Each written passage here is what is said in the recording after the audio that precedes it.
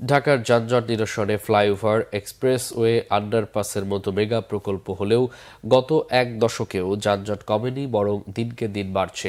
তীব্র যানজটে নাকাল নগরবাসী। আওয়ামী লীগ অপরিকল্পিত আর পকেট ভারী করতেই এই ধরনের মেগা প্রকল্প বাস্তবায়ন করেছে মন্তব্য যোগাযোগবিদদের। ওবায়দুল্লাহ মামুনের প্রতিবেদন। দিনকে দিন ঢাকায় বাড়ছে তীব্র ট্রাফিক যানজট। কে কার আগে গন্তব্যে যাবেন, সড়কে নামলে যেন তার পাল্লা। মাথার উপর ফুটওভার ব্রিজ থাকলেও তা ব্যবহার করছেন না বেশিরভাগ পথচারী। চলন্ত গাড়ির সামনে দিয়ে যত্রতত্র রাস্তা পার হচ্ছেন যে যার মতো। যানজট সামাল দিতে ক্লান্ত ট্রাফিক বিভাগও।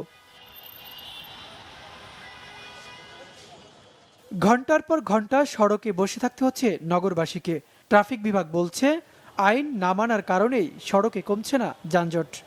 ট্রাফিকের কাজ করছে, জনগণ যদি আইনের প্রতি শ্রদ্ধাশীল না হয় তাহলে একার পক্ষে সম্ভব না।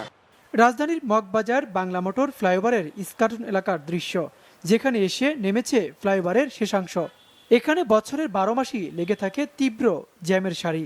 অথচ এ ধরনের ফ্লাইওভার, আন্ডারপাস করা হয়েছিল রাজধানীর যানজট নিরসনে। প্রতিটা ফ্লাইওভার যেখানে এসে নেমেছে সেখানে বিকল্প রাস্তা বা সড়ক প্রশস্ত না করায় যানজট কমছে না, বরং প্রতিটা উড়াল সড়কের মুখে লেগে থাকে দীর্ঘ জ্যাম।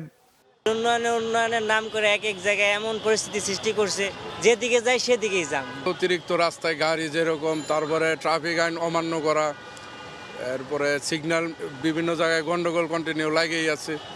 কিন্তু এসব প্রকল্প ছিল অদূরদর্শী, অপরিকল্পিত আর অর্থলোপাটের মেগা প্রজেক্ট, মন্তব্য বিশ্লেষকদের।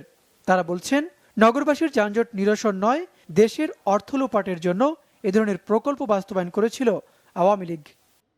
যারা ফ্লাইওভার বাস্তবায়ন করেছেন, মেট্রো বাস্তবায়ন করেছেন, তারা খালি টপে চলে গেছেন।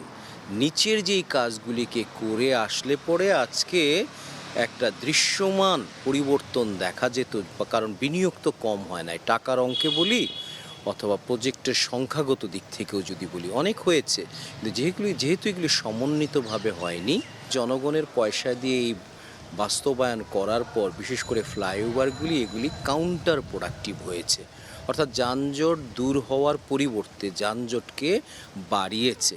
রাষ্ট্রীয় সম্পদের তছরূপ করে ব্যক্তি স্বার্থে এসব প্রকল্প নেয় সংশ্লিষ্টদের বিচারের আওতায় আনারও দাবি তাদের।